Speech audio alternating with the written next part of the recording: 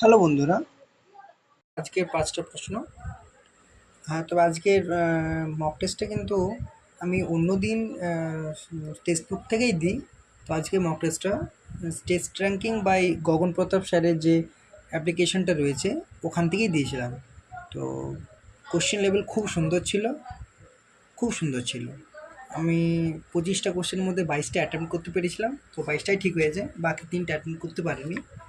একটু টাইম কনজিউমের ব্যাপার ছিল, আসলে রিজনিংটা একটু লেভেলের ছিল, সেই জন্য টাইমটা একটু ওইদিকে বেশি এঙ্গেজ করতে হয়েছিল। তো যাই হোক, মোদ্দা কথা হচ্ছে ব্যাপারটা খুব সুন্দর ছিল, মক টেস্টটা খুব সুন্দর ছিল। তো তার মধ্যে দেখো এই 5টা প্রশ্ন, এই কোশ্চেনটা খুব লেন্দি, কিন্তু কোশ্চেনটা সলিউশন কিচ্ছু না।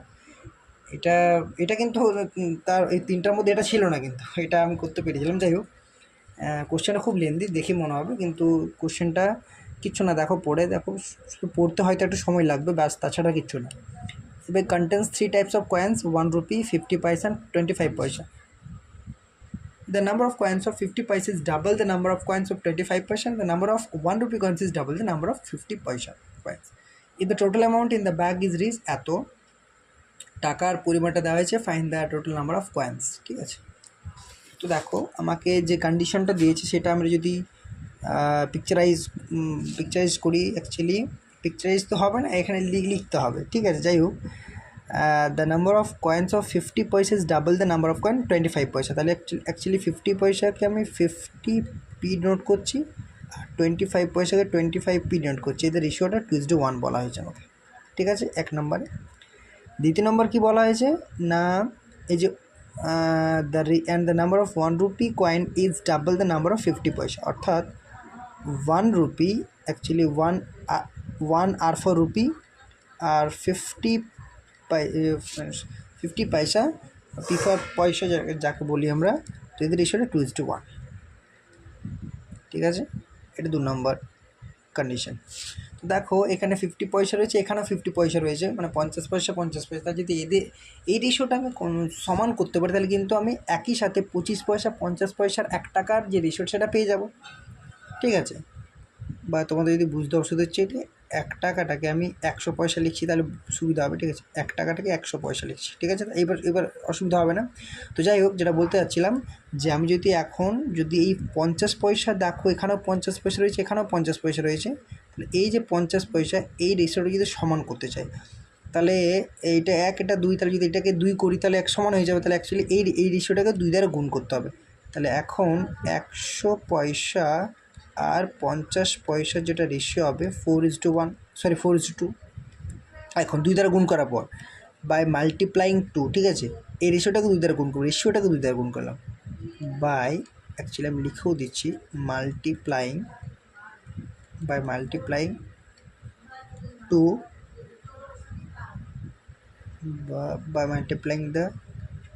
by multiplying the ratio with 2, the ratio number 2, actually the ratio 2 with 2। ঠিক আছে, অর্থাৎ 2 নম্বর রেশিওটাকে আমরা 2 দ্বারা গুণ করে এই রেশিওটা পেলাম। তাহলে এরপর দেখো 50 পয়সা, এখানেও রেশিও 2, এখানেও রেশিও 2, তাহলে কি আমরা ডিরেক্ট লেখা লিখতে পারি না যে 25 পয়সা রেশিও 50 পয়সা রেশিও 100 পয়সা ইকুয়ালস টু, রেশিওটা কত হয়ে যাবে? দেখো এখানে 25 পয়সা অ্যাজ ইট ইজ যেমন রয়েছে 1 হয়ে যাবে। ঠিক আছে, 50 পয়সাটার রেশিওটা কিন্তু 2 হয়ে যাবে এখন, কারণ এখানেও 2 ছিল, এখানেও 2 করে নিয়েছি।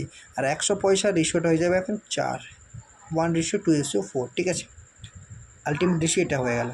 ঠিক আছে, এবার টোটাল টাকাটা কত বলেছে? 226.5 টাকা। ঠিক আছে, তাহলে যদি টোটাল টাকাটা 226.5 টাকা বলে, তার মানে আমরা টাকার অঙ্কটা কীভাবে বের করতে পারবো? দেখো না, টাকার অঙ্কটা আমরা এভাবে বের করতে পারবো।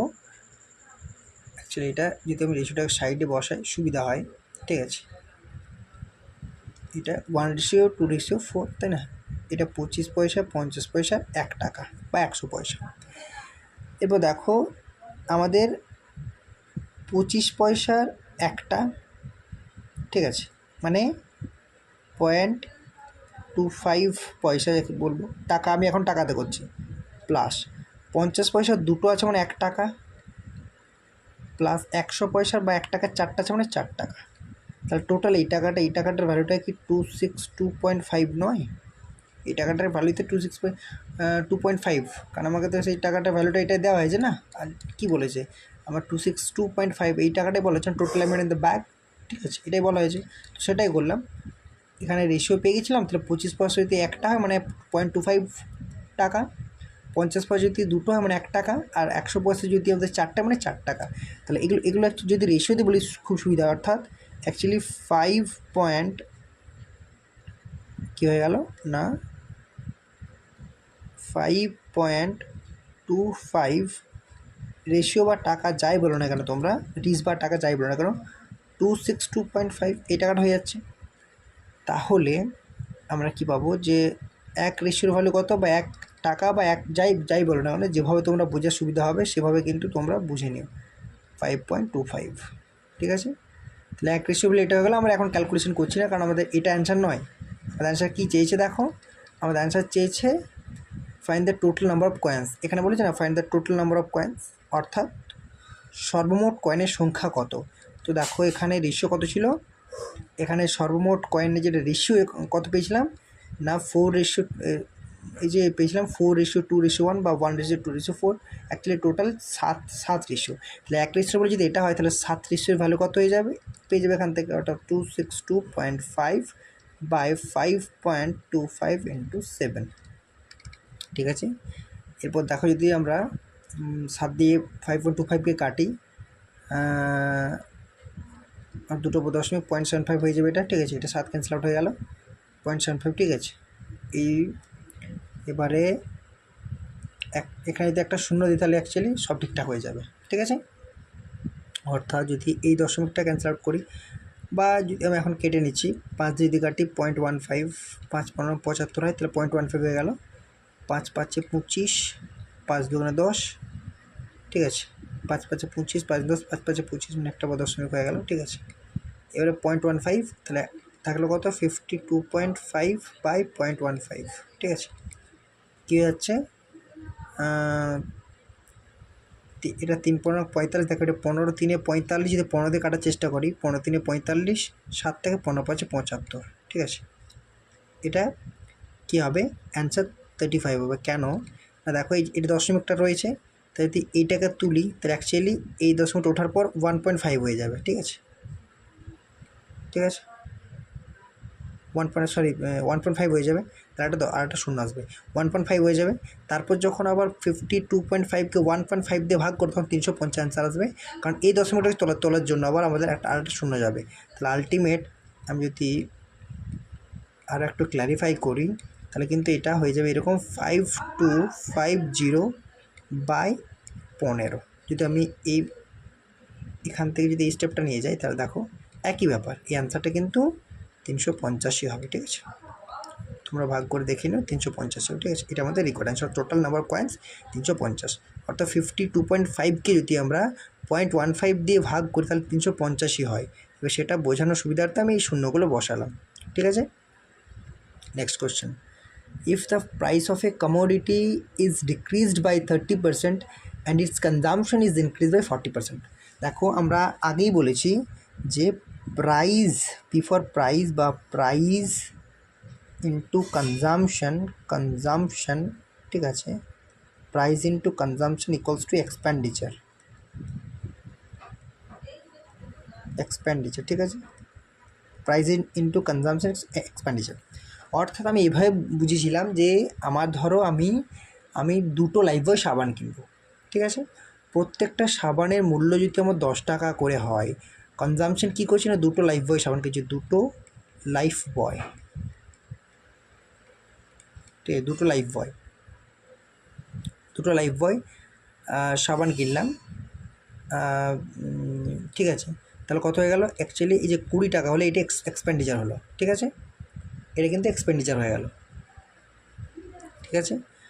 তো এটা এক্সপেন্ডিচার হলো, তো সেটাই প্রাইস হচ্ছে 10 টাকা, কনজামশন হচ্ছে দুটো লাইফবয় সাবান, এক্সপেন্ডিচার কত 20 টাকা, এটাই আমি বলেছিলাম। তো যাই হোক এটা অ্যাকচুয়ালি কনসেপ্ট এটা, অর্থাৎ price into consumption equals to expenditure. তাহলে আমাকে কী বলেছে দেখো, আমাকে কী বলেছে না, if the price of a commodity is decrease by 30%, তাহলে প্রাইসটা যদি 30% ডিক্রিজ হয়, তাহলে প্রাইসটা 30% ফ্র্যাকশন বলে 3/10 অর্থাৎ 10 থেকে 7 হলো। এখন এটা কিন্তু প্রাইসের রেশিও হয়ে গেল, এটা প্রাইসের রেশিও হয়ে গেল, এটা প্রাইসের রেশিও হয়ে গেল। এর বলেছে কনজামশনটা ইনক্রিজ 40%, 40% ফ্র্যাকশন 2/5 অর্থাৎ 5 থেকে 7। তাহলে এটা কনজামশন রেশিওটা কী হবে, কনজামশন রেশিওটা কী হবে, তাহলে 5 থেকে 7 হবে। এটা কনজামশন রেশিও, এটা হচ্ছে প্রাইসের রেশিও, 5 থেকে 7। আর আমরা কী বললাম, প্রাইস ইন্টু কনজামশন এক্সপেন্ডিচার হয়, তাহলে এক্সপেন্ডিচারের চেঞ্জটাই আমাকে বের করতে হবে। তাহলে প্রাইস ইন্টু কনজামশন এক্সপেন্ডিচার হয়, তাহলে এক্সপেন্ডিচার রেশিও কী হবে না 50/49। এটা কিন্তু এখন এক্সপেন্ডিচারের রেশিও হয়ে যাবে, এক্সপেন্ডিচারের রেশিও হয়ে যাবে, ঠিক আছে, এক্সপেন্ডিচার রেশিও হয়ে যাবে,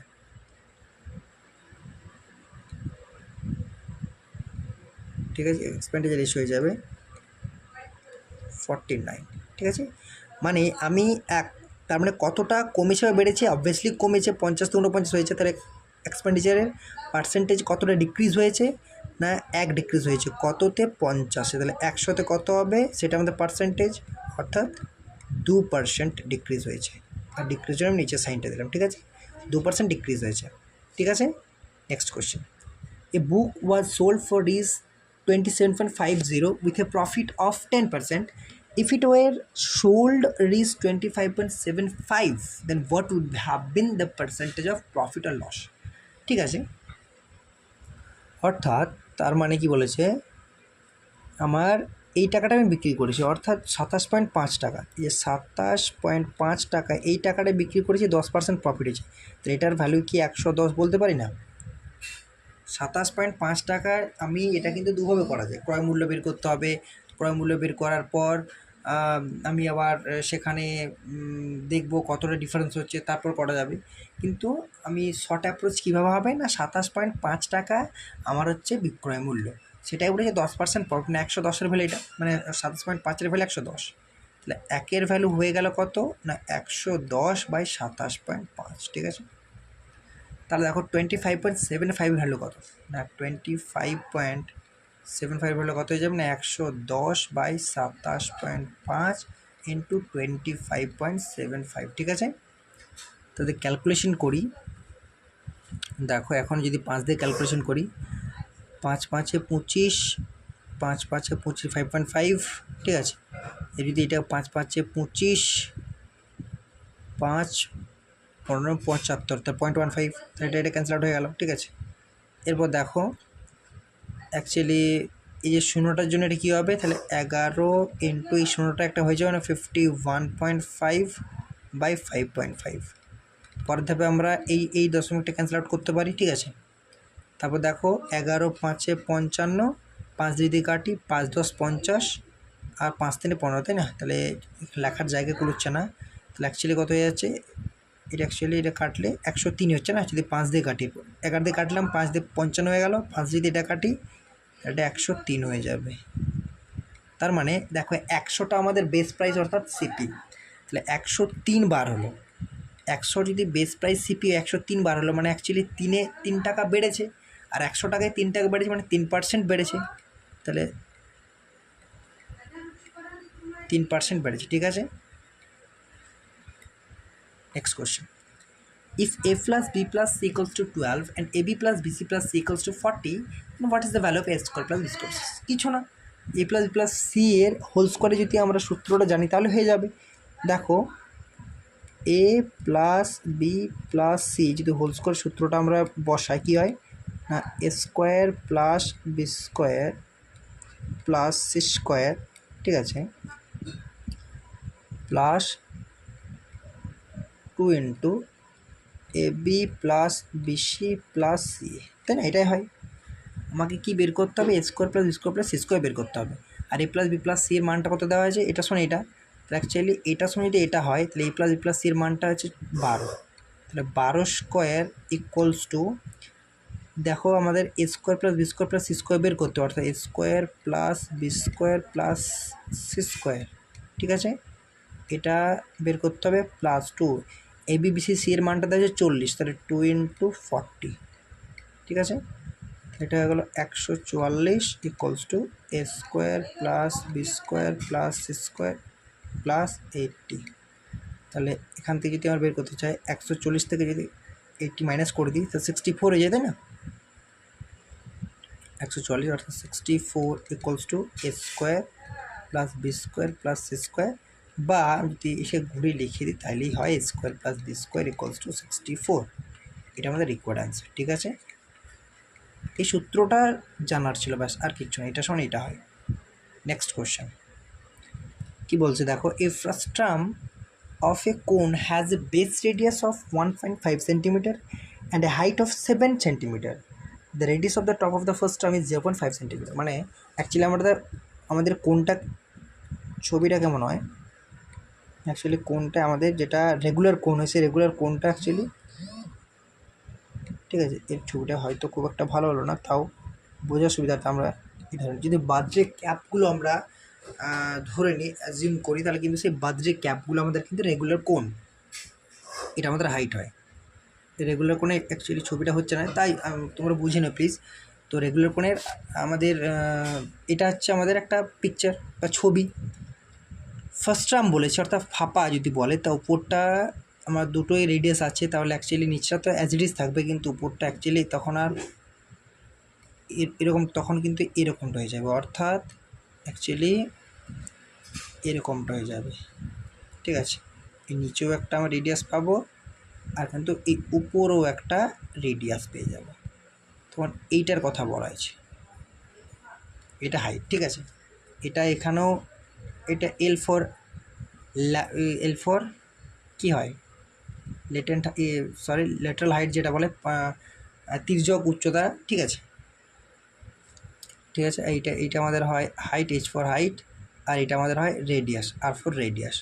এখানেও একইভাবে এটা হবে আমাদের লেটারাল হাইট এল ফর, এটা এইচ ফর হাইট, আর এটা কিন্তু আর ফর রেডিয়াস।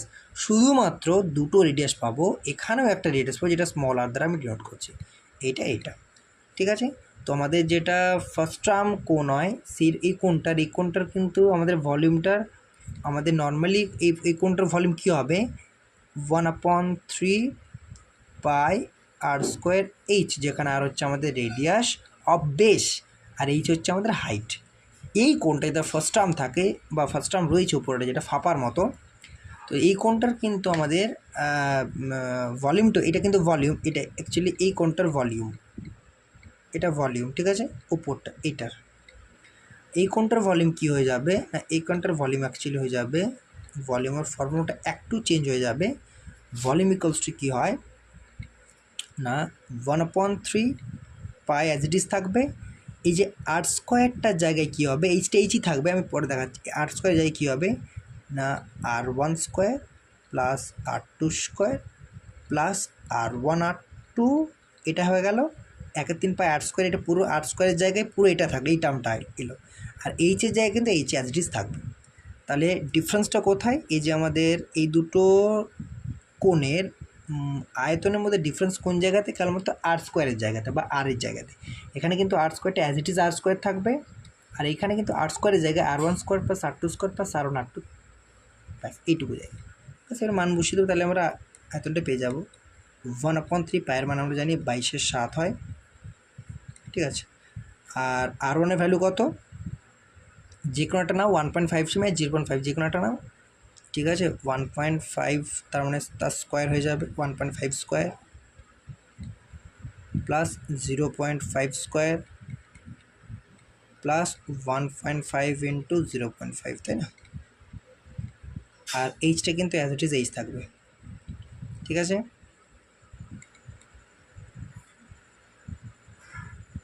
এরপর যদি আমরা ক্যালকুলেশন করি, দেখো, ঠিক আছে, যদি ক্যালকুলেশন করি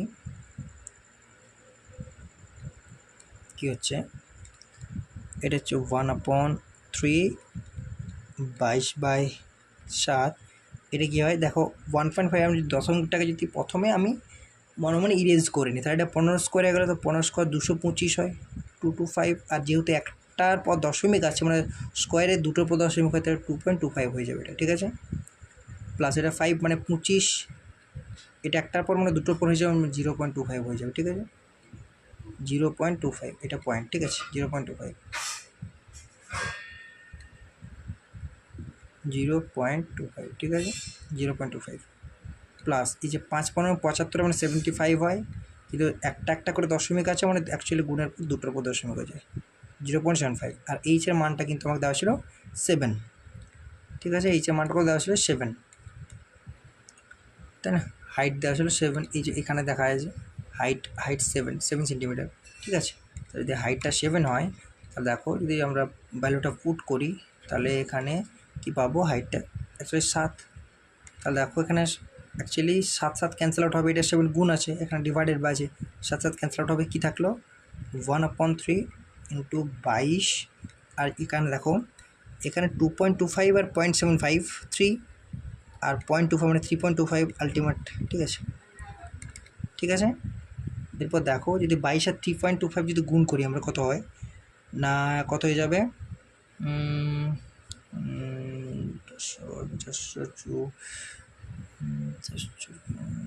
450 অ্যাকচুয়ালি 5.5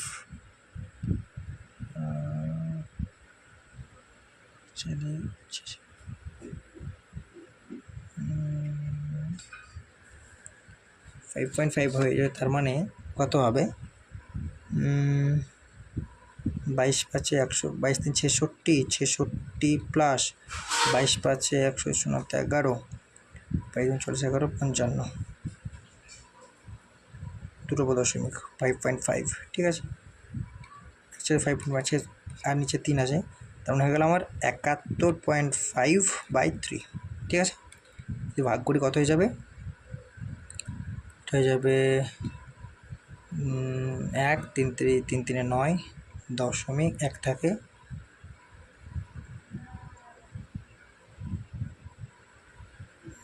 কত হচ্ছে 3 2 6, 1 থাকে 11, 3 থেকে 9, 2 থাকে 25 হয়, 3 8 24 পয়েন্ট মানে 3333 এরকম আছে, মানে 23.833 এরকম কিছু একটা আছে, ঠিক আছে? তো এটাই আমাদের ভলিউম, অর্থাৎ আমাদের যেটা রিকোয়ার্ড অ্যান্সার কি বলেছিল, এখানে বলা হয়েছিল না যে আমাদের ফার্স্ট টার্মটার ভলিউম কত, find the volume of the first term, তাহলে ভলিউম ফার্স্ট টার্মটার কত হয়ে যাবে না 23.833 সেন্টিমিটার কিউব, ঠিক আছে? সেমি কিউব, এটা আমাদের রিকোয়ার্ড অ্যান্সার। থ্যাংক ইউ বন্ধুরা, আশা করছি তোমাদের সেশনগুলো খুব ভালো লাগছে। প্লিজ সাবস্ক্রাইব করো আর অবশ্যই শেয়ার করো যাতে অন্যরাও তোমাদের মতো প্রিপারেশন নিতে পারে, সুযোগ পায়, ঠিক আছে? লাইক করো, থ্যাংক ইউ।